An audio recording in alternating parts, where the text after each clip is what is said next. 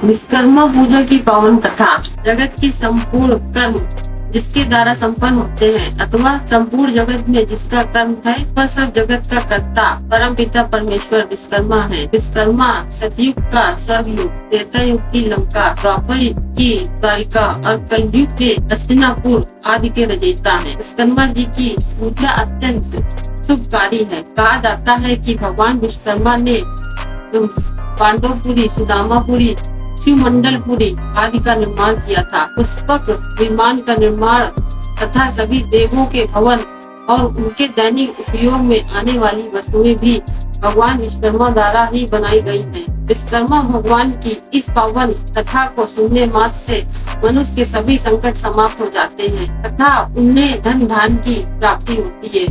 अब आइए सुनते हैं भगवान विश्वकर्मा की पावन कथा, जिसे सूत जी ने ऋषियों को बताया था। एक समय अनेक ऋषिगण धर्म क्षेत्र में एकत्र हुए और वहाँ धर्म के तत्व जानने वाले सूत जी के ऋषि कहने लगे, हे पुराण के मर्मज्ञ महात्मन, आप हमारे ऊपर अत्यंत कृपा करके हमारे इस अचानक उत्पन्न हुए संदेह का नाश कीजिए। हमने सर्वव्यापक विष्णु के अनेक रूप सुने हैं, उनमें से कौन सा रूप सर्वश्रेष्ठ है यह हमें बताइए। हे महात्मा मुनियों, तुमने संसार के कल्याण के लिए यह सर्व शुभ काम करने वाला प्रश्न किया है।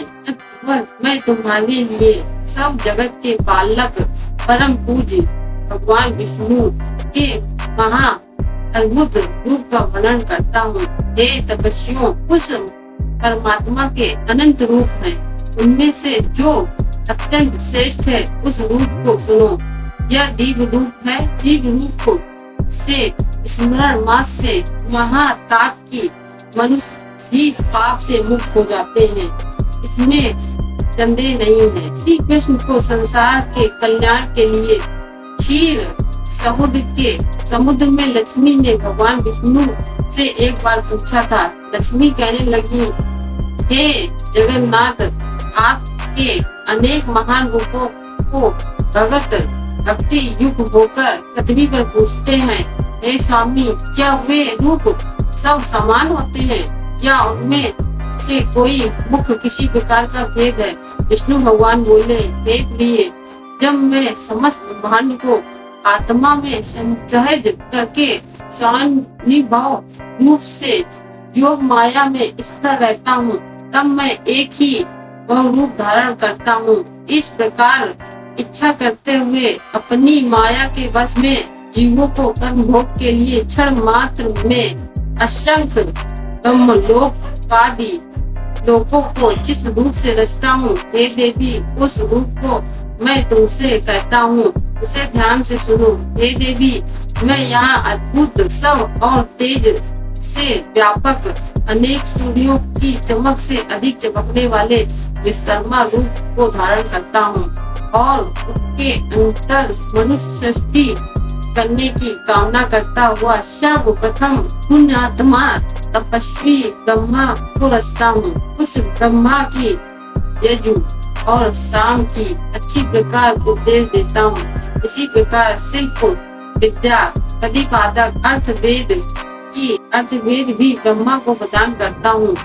यह वही वेद है जिसमें शिल्पी लोगों ने शिल्प को निकाल कर अनेक वस्तुओं की रचना की है। हे देवी, मेरे अनेक रूपों में से यह विश्वकर्मा रूप मुख्य है।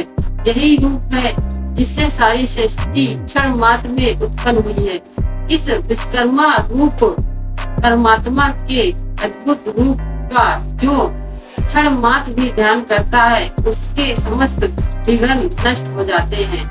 जो शिल्पी और विश्वकर्मा के दिव्य रूप का ध्यान से चिंतन करता है, उसके समस्त दुख भी दृढ़ हो जाते हैं। सूत जी कहने लगे कि हे ऋषियों, इस प्रकार लक्ष्मी जी को अपने दिव्य रूप का वर्णन करके त्रिलोक के पति भगवान विष्णु चुप हो गए। तो दिव्य विश्वकर्मा रूप किस प्रकार प्राप्त हुआ और कैसे संसार ने इस रूप को जाना? सूत जी बोले, हे मुनियों, सुनो। जिस प्रकार मनुष्यों की कामना को देने वाला यह समाचार मेरे कर्ण गोचर है। एक महर्षि अंगिरा नाम वाले मुनि हुए, जिन्होंने हिमालय पर्वत के समीप गंगा तट पर बड़ा भारी तप किया था। वर्षा ऋतु में आवरण रहित स्थान में, शीतकाल में शीत जल में, ग्रीष्म काल में धूप में बैठकर वह अंगिरिका मुनि तप करने लगे। तप करते करते भी उन ऋषि का मन सुखी नहीं था और इधर उधर इस प्रकार दौड़ता था जैसे मृग इधर उधर भागता है। तभी अचानक आकाशवाणी हुई कि हे तपोधन, तू व्यर्थ श्रम करता है। लक्ष्य से युक्त हुआ बाण कैसे अपने लक्ष्य को भेद सकता है? वही तेरी गति हो गई है और तू लोक में वास को प्राप्त हो रहा है। स्थिति संहार का करने वाला सबको अभिष्ट का सिद्ध करता वह तेजस्वी विश्वकर्मा संसार में प्रसिद्ध है। उनका पंचमुख और 10 बाहु वाला महादीव रूप सरस्वती और लक्ष्मी जी से पूजित है। उनका तू दिन रात ध्यान कर। इस रूप का स्वयं श्री हरि ने क्षीर समुद्र में उपदेश दिया है। अमावस के दिन सब कर्मों को छोड़कर व्रत का आचरण कर और उसी दिन विधि पूर्वक विश्वकर्मा जी की पूजा कर। इस प्रकार आकाश को गुंजा देने वाली वाणी को सुनकर अंगिरिका मुनि बड़े विस्मय में पड़ गए और भगवान का ध्यान करने लगे। श्री विश्वकर्मा जी का ध्यान करते समय उनके चित्त में शिल्प ज्ञान का धारक अर्थ सहित अर्थ वेद प्रविष्ट हुआ। तब ज्ञान मुनि ने विमान रचना आदि की अनेक शिल्प विद्याओं का रस अर्थ वेद के ज्ञान से आविर्भाव किया। यह संसार श्री विश्वकर्मा भगवान की कृपा से ही सुखी है, क्योंकि उनके बताए ज्ञान से ही आवश्यक अनादि जगत बनाता है। तभी से श्री विश्वकर्मा जी का महारूप संसार में प्रसिद्ध हुआ। परंपरा से आए हुए इस कथानक ने मेरे कानों को भी प्रभावित किया है। हे मुनियों, इस परम रहस्य को तो मनुष्य श्रवण करके उनके लिए श्रवण मात्र से ही ज्ञान की प्राप्ति हो जाएगी। यह महाज्योति रूप है जो संसार का उपकारक है। वह मनुष्य कृतज्ञ और पापी है जो इस रूप का ध्यान नहीं करता है। हे महाराज, आपसे कहे हुए श्री विश्वकर्मा के चरित्र का श्रवण करते हुए हमारे चित्त की तृप्ति नहीं होती। जैसे अमृत के पान करने से देवताओं की तृप्ति नहीं होती, अब भी श्री विश्वकर्मा जी के सचरित्र के श्रवण की इच्छा इस प्रकार बढ़ती जा रही है जैसे हवा से बार बार अग्नि बढ़ती है। सूर्य जी कहने लगे, हे मुनियों, एकाग्र मन से तुम जगत पूज्य सच्चिदानंद स्वरूप श्री विश्वकर्मा जी का दिव्य व्याख्यान सुनो। प्राचीन काल में एक प्रेमगंध नाम का राजा हुआ जो अपनी प्रजा को संतान के समान पालता था और सब धर्म के कर्मों में बिल्कुल प्रमाद नहीं करता था। वह अपनी प्रजा को स्नेह से शासन करता था। वह अपनी प्रजा का स्नेह से शासन करता था और कभी भी दंड से प्रजा का दमन नहीं करता था। दरिद्रता से अकाग मनुष्य मेरा शासन मानेगा, उसकी यह नीति नहीं थी। अतएव वह राजा सदा प्रजा की वृद्धि के लिए प्रयत्न करता था। उसका राजकृत और दुष्टों के अभाव के कारण सुखी था। उस राजा की कमल के समान नेत्र वाली साक्षात सती के समान विदुषी धर्म कर्म व्रत परायण कमला नाम की भाला थी। कभी दैव योग से उस राजा के शरीर में दारुण कुष्ठ रोग उत्पन्न हो गया।